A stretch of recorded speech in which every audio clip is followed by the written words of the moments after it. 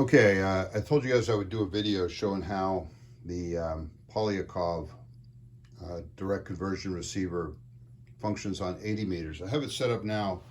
We're on 40 here, same place we were last night. See, I could peek it up there. See how it peaks? Peaks nicely. And when I tune around over here, let me get on the other side here, show you.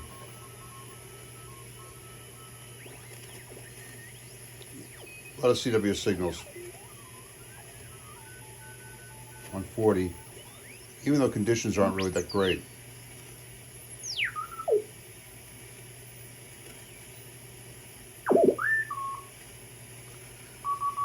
That sounds like W1AW doing really slow code practice on 40 meters. Down a little bit further.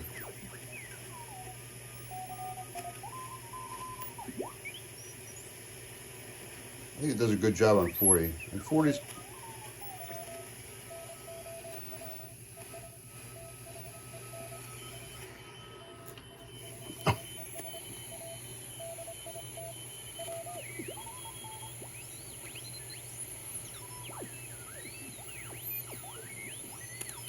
all right, let me show you how we're going to switch to 75. Right now we're using the two diodes.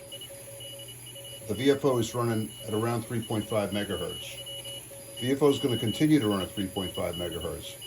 But right now the two diodes are sampling the RF signal twice each VFO cycle, which is just the same as sampling it once every 7.5 megahertz cycle or 7.0 megahertz cycle. But when I throw this switch, we're going to cut one of the diodes out. It's going to become like an ordinary single diode detector. So there it goes. Now I got to peak it to 80, so I'm going to pull back over here. You can see it peaking on 80 meters. You can hear the band noise increasing right there. All right. So now CW is up a little higher on 80, so go up a little bit higher here.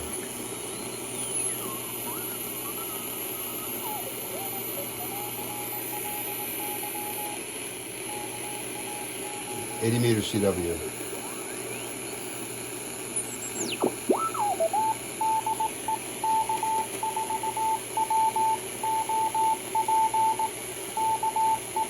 K4 WOP. See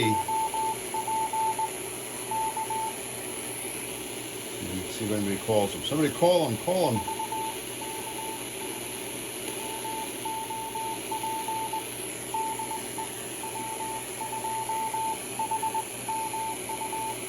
W2HMU came through. All right. You can just see it. It works fine on 75. It works on 80. It works on 40. I think it's a little bit better on 40 meters. Go back to 40 here, watch.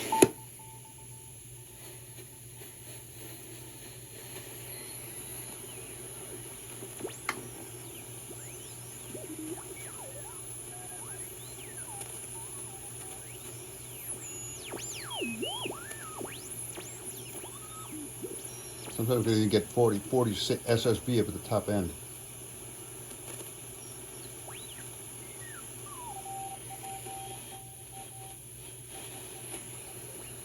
Anyway, that's the way it works.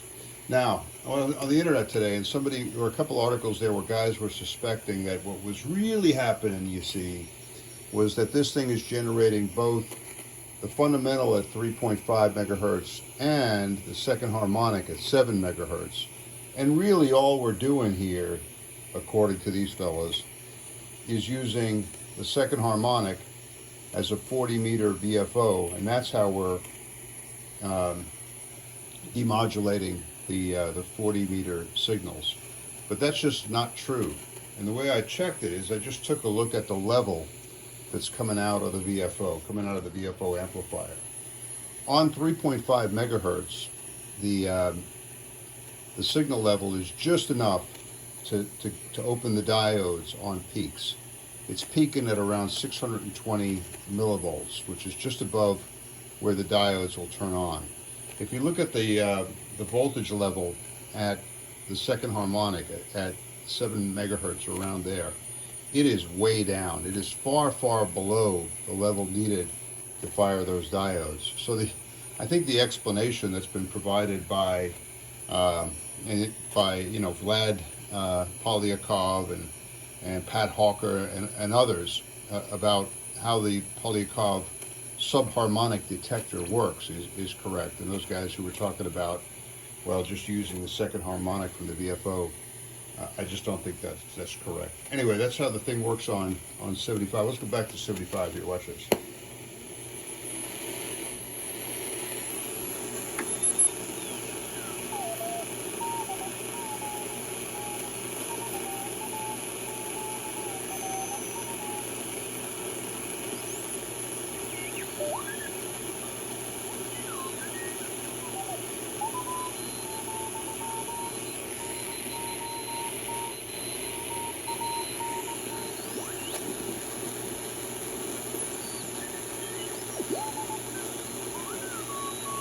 Pretty cool.